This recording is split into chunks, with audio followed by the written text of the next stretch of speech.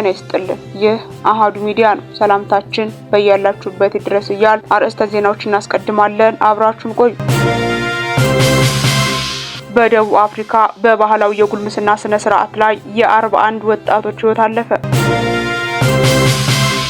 3 ሰዎች በጥይት ተደብድበው መገደላቸውን ነዋሪዎች ገለጹ። ለዚህ ቻናል አዲስ የሆናችሁ ሰብስክራይብ እና ላይክ ታደርጉ ዘንድ እየጋበዝን ወደ ዝርዝሩ እናልፋለን። አብራችሁን ቆዩ። በደቡብ አፍሪካ በባህላዊ የጉልምስና ስነ ስርዓት ላይ የ41 ወጣቶች ህይወት አለፈ። በደቡብ አፍሪካ የክረምት ወቅት የሚከናወነውን ባህላዊ የጉልምስና መሸጋገሪያ ተከትሎ የ41 ወጣቶች ህይወት ማለፉን የሀገሪቱ ባለስልጣናት በይፋ አስታወቁ። አብዛኛው የሞት አደጋ የተመዘገበው በምስራቃዊ ኬፕ ግዛት ውስጥ ሲሆን ህይወታቸው ያለፈው ወጣቶች በባህላዊ ስልጠና ላይ የነበሩ መሆናቸውን ገልጸዋል። የመጀመሪያ ደረጃ የጤና ምርመራዎች እንደሚያሳዩት ለወጣቶች ህይወት መጥፋት በዋናነት በስነ ስርዓቱ ወቅት ያጋጠሙ የጤና እክሎችና ኢንፌክሽኖች እንደሆኑ ጠቁመዋል። በተለይም በህገ ወጥ መንገድ የሚንቀሳቀሱና የህክምና ክትትል የሌላቸው የጥበቃ ማዕከላት ለችግሩ መባባስ ምክንያት መሆናቸው ተነግሯል። የደቡብ አፍሪካ የባህልና የመንግስት አስተዳደር ሚኒስቴር ክስተቱን አሳዛኝ ሲል የገለጸው ሲሆን ህገ ወጥ ማዕከላትን የሚያስተዳድሩ አካላት ላይ ጥብቅ ምርመራና እርምጃ እንደሚወሰድ አስታውቋል። የሀገሪቱ የባህል መሪዎች ባህላዊ እሴቶች ተጠብቀው ነገር ግን የወጣቶች ደህንነትና ጤና ቅድሚያ እንደሚሰጠው ጥሪ አቅርበዋል። ስነ ስርዓቱ በህክምና ባለሙያዎች ክትትል እንደሚደረግበት አሳስበዋል። የደቡብ አፍሪካ መንግስት ከባህል መሪዎች ጋር በመሆን መሰል አደጋዎች ዳግም እንዳይከሰቱ አዲስ የአሰራር መመሪያ እንደሚያወጣ ይጠበቃል። ለሟች ቤተሰቦችና ወላጆች መጽናናት እንመኛለን።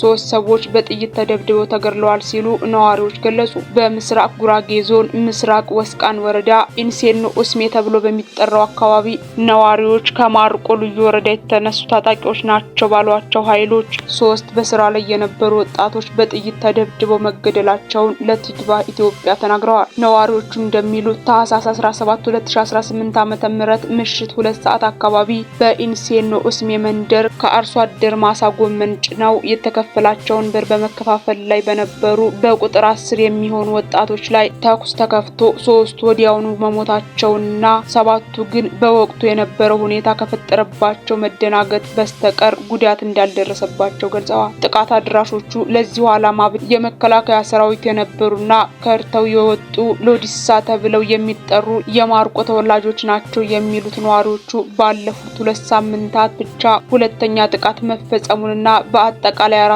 ሰዎች መሞታቸውን አስረድተዋል። የምስራቅ ወስቃን ወረዳ ዋና አስተዳዳሪ ዶክተር መሐመድ ሰብራለህ ለቲግባ ኢትዮጵያ እንደተናገሩት በወረዳው ኢንሴኖ ኡስሜ ቀበሌ የታጠቁ ጸረ ሰላም ኃይሎች ድንገተኛ ጥቃት ከፍተው በጫኝና አውራጅነት የተደራጁና ስራ ላይ የነበሩ 3 ወጣቶች ህይወታቸው ማለፉን ተናግረዋል። የመስቃንና የማርቆ ህዝብ በሁሉም ማህበራዊ መሰረቶች የተሳሰረ በደምና በስጋ የተዛመደ ህዝብ ነው ያሉት ዶክተር መሐመድ ከዚህ ቀደም በህዝቡ መካከል ግጭት ለመቀስቀስ በጥቂት የሁከት አጀንዳ በሚያራግቡ ግለሰቦች በተፈጠሩ ትንኮሳዎች የነበሩ አለመግባባቶችን በመፍታት ለረጅም ጊዜያት በአካባቢው ሰላም የሰፈነበት ሁኔታ ነበር ሲሉ አስታውሰዋል። ከቅርብ ጊዜ ወዲህ እነዚሁ በግጭት ጥቅማቸውን የሚያካብቱ ጥቂት ግለሰቦች በህብረተሰቡ መካከል መተማመን እንዳይኖር የተለያዩ ትንኮሳዎችን ሲያደርጉ ቆይተዋል ሲሉ ተናግረዋል። ሳይታሰብ ጥቃት ፈጽመው መሰወር የእነዚህ ጸረ ሰላም ኃይሎች መገለጫ ነው ያሉት ዋና አስተዳዳሪው በቅርቡ ጨለማን ተገን በማድረግ አንድን ግለሰብ በስለት ወግተው በመግደል የፈጸሙት ጥቃት በምርመራ ላይ ያለ ይህ ድርጊት መፈጸሙን አንስተዋል። የምስራቅ ጉራጌ ዞን መንግስት፣ የዞኑ ፖሊስና ሌሎችም ባለድርሻ አካላት ከማርቆ ልዩ ወረዳ ጋር በመሆን ጥቃት ፈጻሚዎችን ለህግ ለማቅረብና ህዝቡም የተለመደውን አብሮነቱን አጠናክሮ እንዲቀጥል በቅንጅት እየተሰራ ነው ብለዋል። በተለያዩ ማህበራዊ ሚዲያዎች ጥቃቱ የተፈጸመው ብሔርን ትኩረት አድርጎ መሆኑን በመግለጽ የእነዚህን ሁከት ፈላጊ ግለሰቦችን ሀሳብ የሚያስተጋቡ አካላትም እውነቱን አውቀው ከድርጊታቸው ሊቆጠቡ ይገባል ሲሉ አሳስበዋል። ቲግባ ኢትዮጵያ ያነጋገራቸው የማርቆ ልዩ ወረዳ ዋና አስተዳዳሪ አቶ ጀማል አማሮ በበኩላቸው የመስቃንና ማርቆ ህዝቦች በእጅጉ የተሳሰሩ መሆናቸውን በመግለጽ በሁለቱ ህዝቦች መካከል ምንም አይነት ግጭት የሌለና የምስራቅ ወስቃን ወረዳ መዋቅሮች ጋር በጉዳዩ ላይ በጋራ እየሰራ መሆኑን ገልጸዋል። የግል ፍላጎት ባላቸውና የብጥብጥ አጀንዳ አራጋቢዎች ህዝቡን ለማጋጨት የሚደረጉ ትንኮሳዎችን በዘላቂነት ግልጽነት ለመፍታት መንግስት በልዩ ትኩረት እንደሚሰራ አቶ ጀመል ተናግረዋል። ቲግቫ ኢትዮጵያ ከጥቃት አድራሾች ማንነትና የምርመራ ሂደቱ ጋር በተያያዘ ከምስራቅ ጉራጌ ዞን ፖሊስ መምሪያ ተጨማሪ መረጃ ለማግኘት ያደረገው ሙከራ ለጊዜው አልተሳካም።